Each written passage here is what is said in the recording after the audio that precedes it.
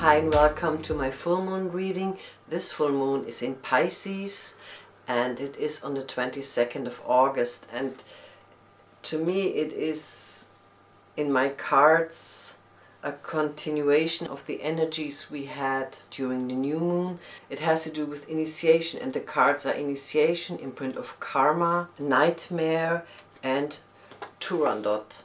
I mean, during the new moon, I would say we had a spiritual initiation. We had an initiation that came from the cosmic heart to our personal heart. And it was first and foremost about a cosmic connection. That didn't mean that it was not about our daily life, but that the main focus was on how are we connected to the spiritual, how can we heal through the spiritual heart and invite a new chapter into our life. And now with these cards it says it is a time for initiation. Now it is the time to initiate a new chapter and to start it very concrete, because what we will see also in the astrology for the full moon, there is a great earth trine. There is a very concrete change. And also in my cards we have change and there is guardian spirit. So what is beautiful and what has to do maybe with this earth trine, that we are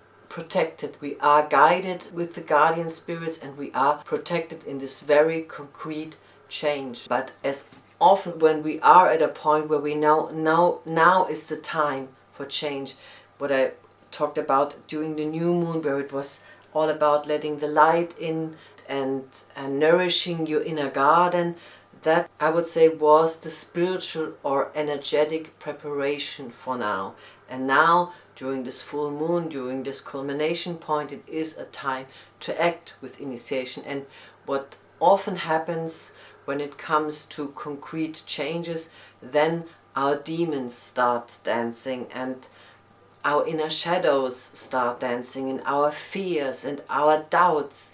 And nightmare to me has a lot to do with the tarot card 10 of Swords.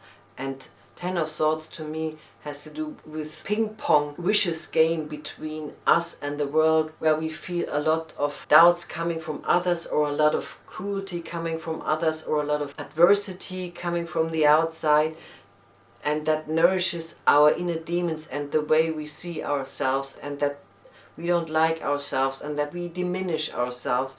So I would say it might not be that comfortable in a way, or there might fears come up, but we are, with guardian spirits, we are protected. And we have to realize that with imprint of karma, those fears and those worries and those doubts are very, very old. And also Turandot, this rage that might come up, is very, very old, because maybe a very wild part of you that wants to live now has not been seen. We will see in the astrology that Lilith and Ceres are conjunct the North Node, so there is a change, maybe also how we perceive the feminine and the sweetness of the feminine, and that the raging feminine and the chaotic feminine maybe needs to be more acknowledged. And with this acknowledgement comes more life, because the moment we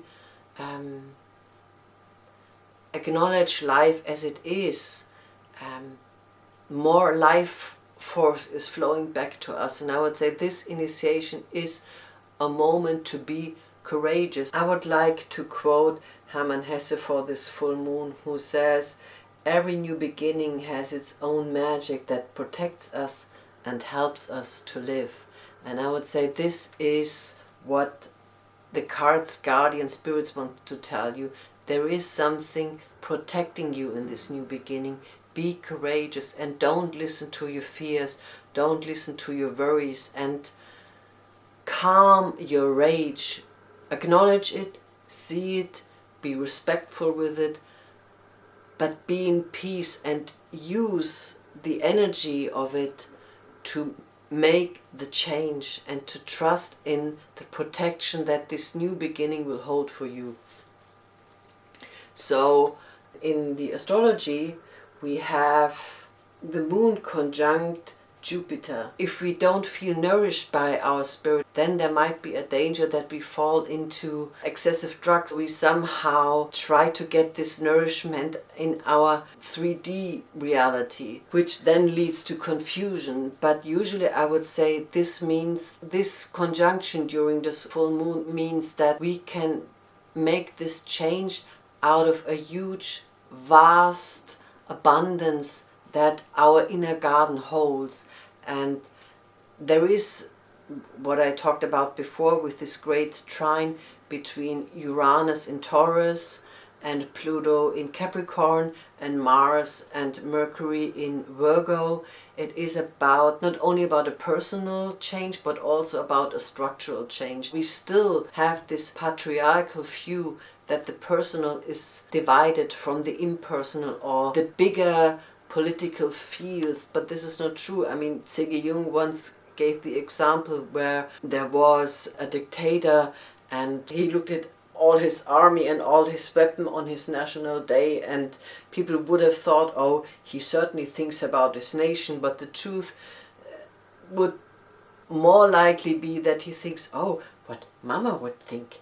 So what C.G. Jung wanted to say, that what he once also said, is there is only one force, and that is the psyche. And that means that there is no separation between the personal and the impersonal. Ceres and Lilith on the North Node opposing Juno and the asteroid Union also talk about that there might be a change in our personal relationships, how we see the feminine, how maybe we made the feminine too nicey and too sweetie, and that the feminine is actually also very wild and very powerful, and bringing more power to this wild form of feminine might bring a balance that is very needed. And I would say it has to do with this not separating anymore the personal from the impersonal and shaming feelings, but saying, well, actually feelings produce war, or feelings make us decide to make peace. It is an illusion to say that it is just logical and just because we decided it is the best thing to do after thinking about all the possibilities that we have, that this is sugarcoating that reality, that emotions or our psyche influence our life a lot, everyone, and that bringing this richness into